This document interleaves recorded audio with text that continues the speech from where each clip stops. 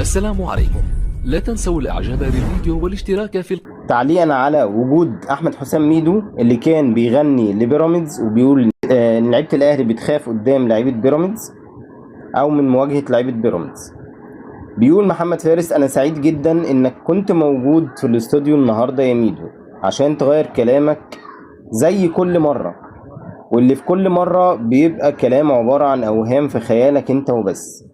قدام عينيك الاهلي اللي قلت لعيبته بتخاف من بيراميدز بيكسب بيراميدز مرتين، منهم مره وانت في الاستوديو عشان الاهلي يجبرك تبقى حاضر وبتشهد بمجده في اهم لحظه في الموسم. قدام عينيك الاهلي بيكسب بيراميدز لسابع مره اخر 9 ماتشات عشان ارقام بيراميدز قدام الاهلي تكون ارقام مركز شباب. انا بحب ميدو عشان من النماذج اللي بتخليك تبروز اللقطه، اللي بتخليك تثبت على حسابها قد ايه الاهلي عظيم، عشان بيجسد عقلية المنافس بكل الاوهام اللي مش موجودة غير في خيالها، عشان يعرفك يعني ايه فريق يصنع انتصاراته قدام عينيه قدام عيون المنافسين وعلى حساب اوهامهم. هتفضل صورتك وانت بتغني وبيراميدز مشهد تفتكره ونحكي عليه ونقول الأهلي صعب نفسيا على أي مشجع، وإنك آه وإنك لما ما قدرتش تكون جامد بنفسك مع الزمالك يا ميدو رحت لغيرك اللي برضه معرفش يكون جامد اللي هو بيراميدز يا ميدو. الخوف ما اتعملش عشان الأهلي يا ميدو، الخوف اتعمل عشان هو نفسه يخاف من الأهلي.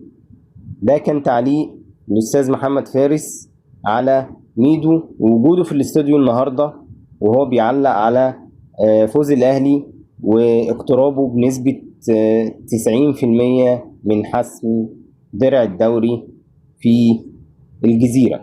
وبيختم محمد فارس وبيقول: هنا البطولات اللي بجد، هنا الطموح اللي بجد، هنا الشعبية اللي مش بالفلوس، هنا التاريخ اللي اتعمل نسخة واحدة ملهاش تقليد. تقدر تاخد مكان غيري انما مكاني انا لأ يا ابني، انا اصل الحكاية. لو في الواقع انا المستحيل، ولو في الحلم انا الكابوس. كل ما تصدق انك قربت ووصلت هرجعك لمكانك تاني واخليك تتأكد انك بعيد وبعيد قوي.